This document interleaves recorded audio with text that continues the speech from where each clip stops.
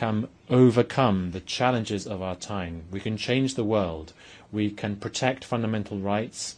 We can ensure that peace wins out, and we can bring about sustainable development for all.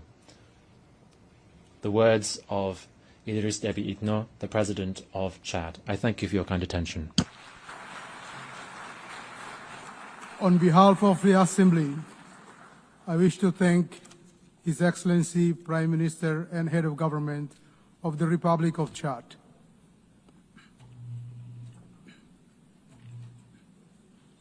The Assembly will now hear an address by His Excellency Kamil Idris, the Transitional Prime Minister of the Republic of Sudan. I request protocol to escort His Excellency and invite him to address the Assembly.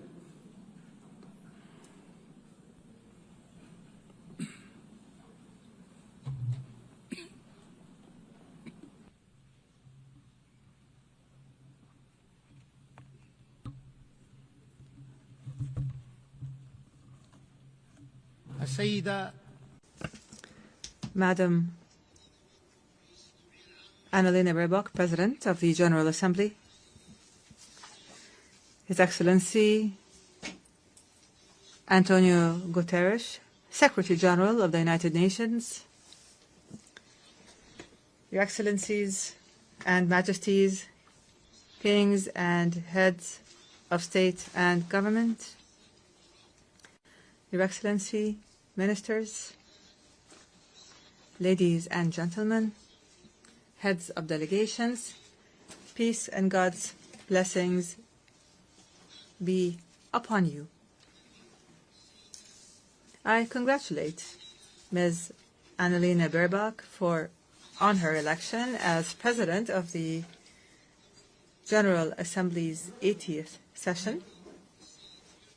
I also congratulate Mr. Philemon Yang on his presidency of the General Assembly at its previous session, and we appreciate his good performance and the efforts that he made for the cause of peace. We especially appreciate His Excellency, the Secretary General of the United Nations, Mr. Antonio Guterres, for his tireless efforts and valuable initiatives for peace and justice, and for the achievement of the goals and principles of the United Nations, and for his support for the causes of developing countries. I stand before you today.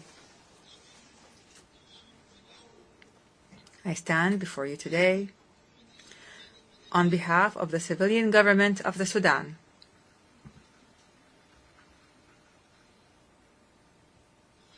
I stand before you today on behalf of the civilian government of the Sudan and on behalf of the proud Sudanese people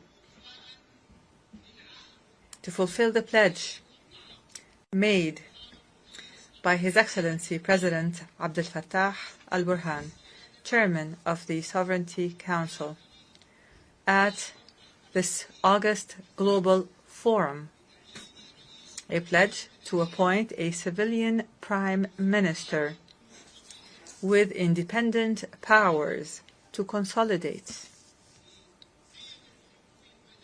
the values of civilian governance and democratic transition. I stand before you from the banks of the Nile, from the land where history runs as deep as the river itself,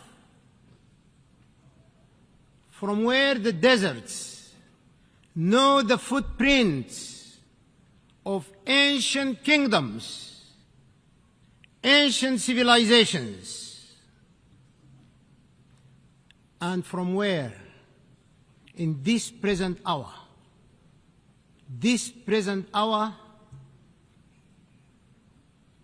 the dust still carries the scent of war.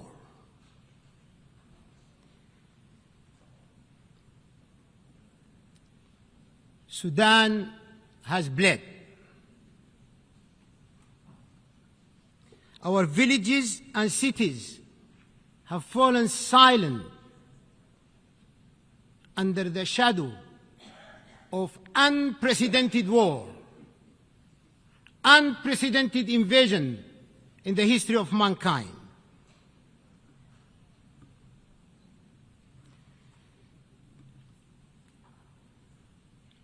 Our children have known fear before they have known the meaning of life. And yet,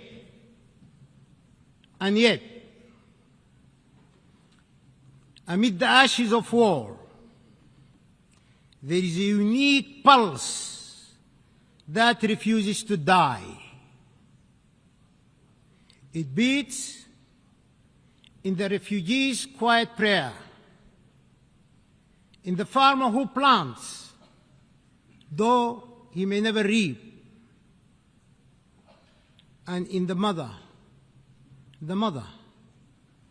who sings her child to sleep beneath an open sky. From that pulse, distinguished leaders of the world, from that pulse, I share with you these words. Amalun. Hope, reborn of our unity, and strength emanating in our peace.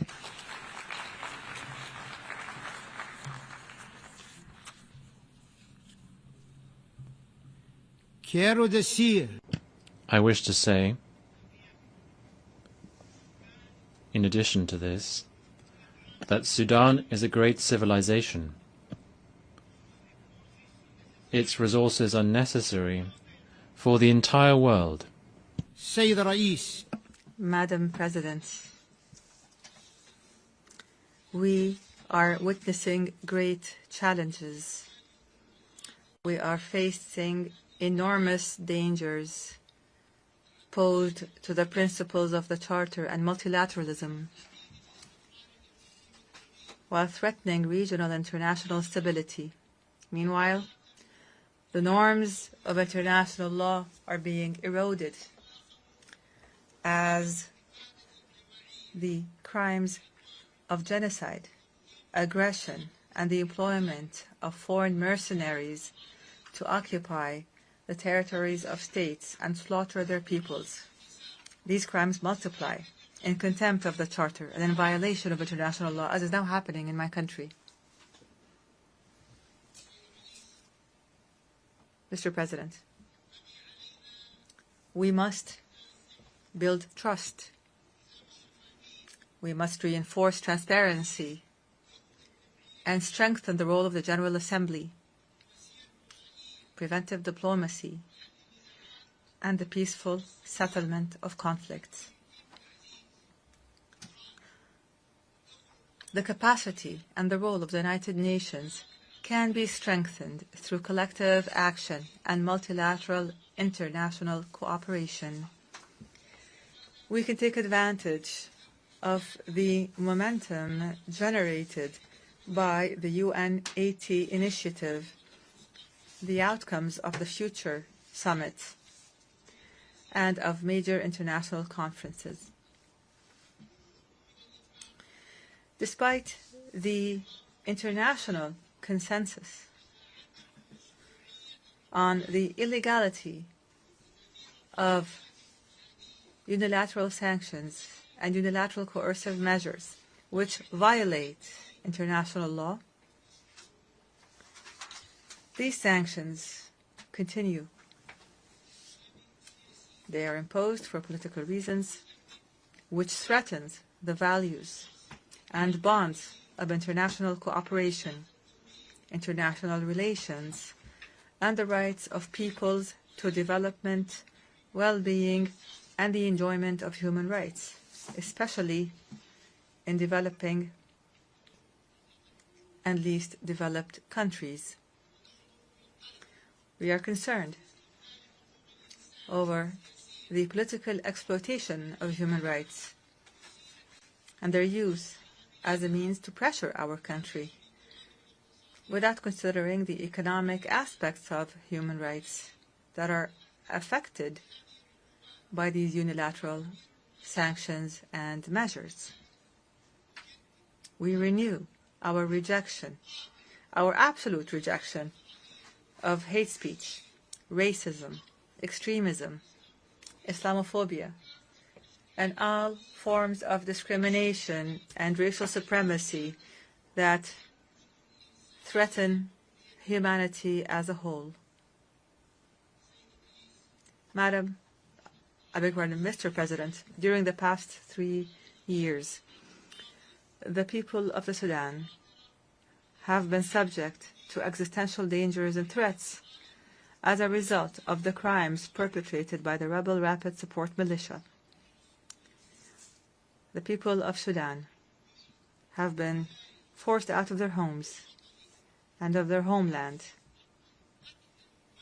to flee systematic killing and torture and looting and rape and humiliation and the savage destruction of all the components of life, the basic components of life. These actions were deliberate. These actions were part of an integrated project to control Sudan, to plunder its wealth, and to change the demographics of its population. Preserving the sovereignty of the state and its well-established national institutions is a top priority.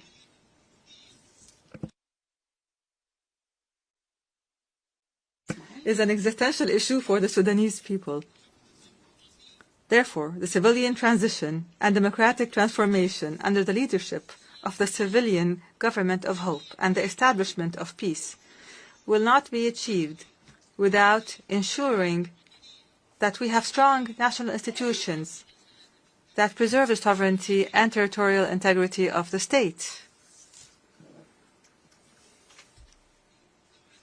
The international community, and you are the leaders of this international community, you are the entire international family. The international community must work to stop the flows of lethal weapons, advanced ones, to the terrorist militia. It must condemn the militia, criminalize it, and classify it as a terrorist group, and must stop the flow of mercenaries.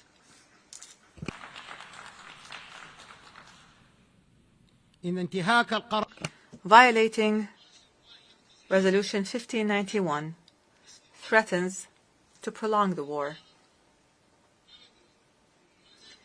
and prolong the suffering of civilians with it. It decreases the chances of peace and threatens the safety, unity, and stability of Sudan and the entire region. Achieving comprehensive peace in Sudan requires the participation of Sudanese political forces and the different walks of Sudanese society in decision-making and in determining their future, because they are the true stakeholders. There must be no foreign interference or pressure, no hasty partial solutions, and no support for ethnic political extremism that plots to destroy Sudan. We affirm from this podium the commitment of the government of Sudan to the roadmap,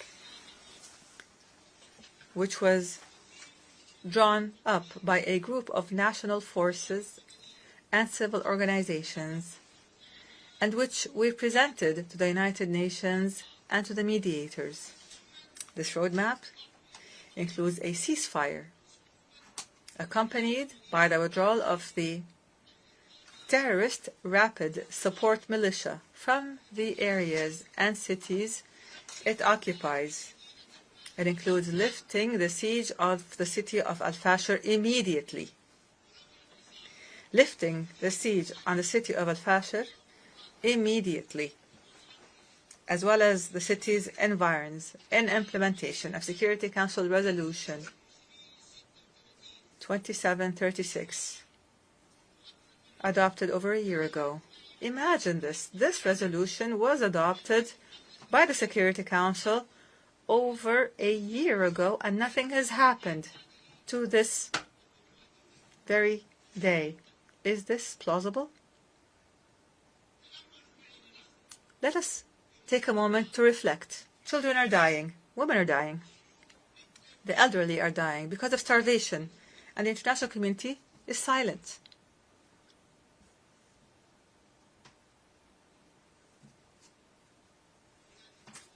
All of these measures include the dignified and safe return of the displaced and of refugees. It includes facilitating humanitarian access to the needy and affected, and continuing with the transitional political process towards democracy. Here, advanced steps, truly advanced ones, have been taken to implement this roadmap.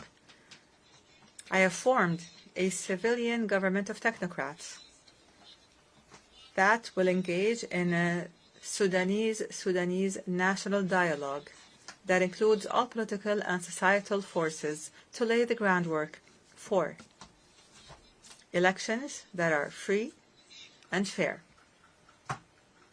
and to engage positively with regional and international communities. In this context, the government has committed and continues to facilitate all procedures for all Sudanese citizens abroad to return and engage in this important historic dialogue. Mr. President, one of the priorities of the civilian government of hope is to work to achieve objectives that include the following: achieving peace as a top priority, establishing the rule of law, a state based on the rule of law, fighting poverty and corruption in all its forms, activating transitional justice, accountability, ending impunity, adopting a balanced foreign policy, engaging positively with international and regional organizations, providing services such as electricity, water, security, pensions, revitalizing rural development, providing national health care, and laying the groundwork for comprehensive national elections with regional and international observers. We will work to remove the remnants of war, to return to the capital, the national capital, Khartoum, and start reconstruction efforts, raise the quality of the health sector, and increase the participation of women and youth in the national dialogue for peace. Mr. President, the government of the Sudan affirms its commitment to humanitarian international law. The government of Sudan developed a comprehensive national plan for the protection of civilians that it submitted to the Security Council and the Secretary General of the United Nations.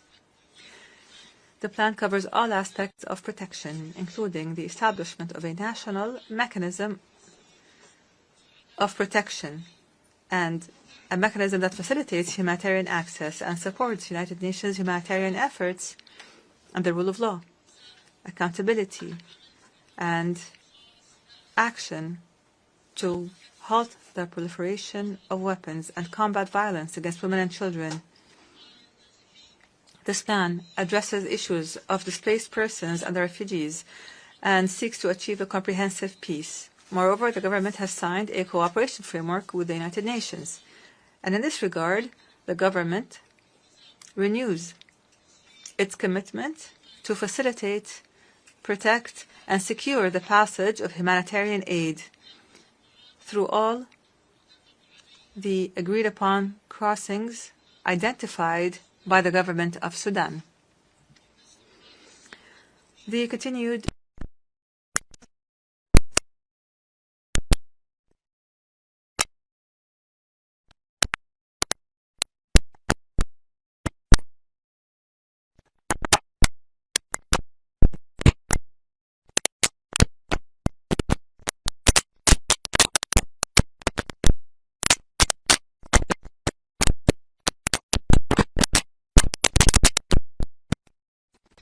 and the destruction of health facilities throughout the country.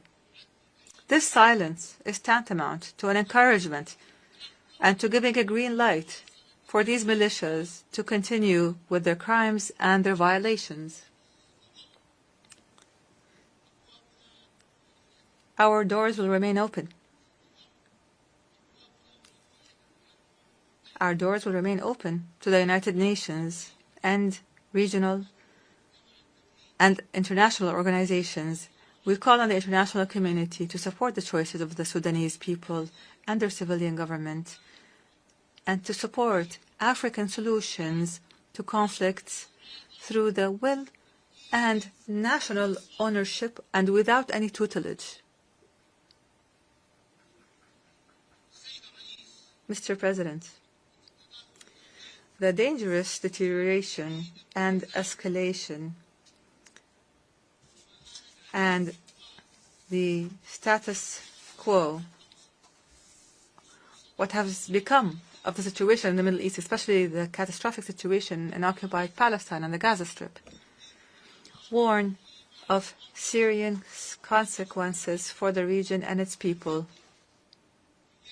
and its peoples. And here we renew our conviction that no stability and no security will be achieved in the region without a just and permanent and comprehensive settlement of the Palestinian question.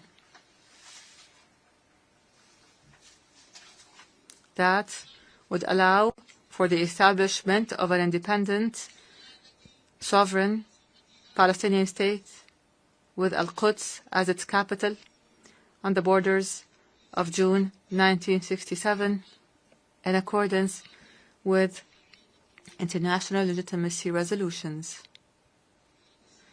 And here we condemn the blatant Israeli attack on the sovereignty of the sisterly state of Qatar, which threatens international peace and security. Without peace, there is no viable future. Without peace, there is no viable future. Excellencies, ladies and gentlemen, supportive of peace and security, human rights, and sustainable development goals, without which there will be no lasting peace. However, let me say it clearly and openly, our sovereignty and territorial integrity are red lines. We will never give up. I promise you, we will never give up, and I thank you for your attention. Thank you. On behalf of the Assembly, I wish to thank His Excellency, the Transitional Prime Minister of the Republic of Sudan.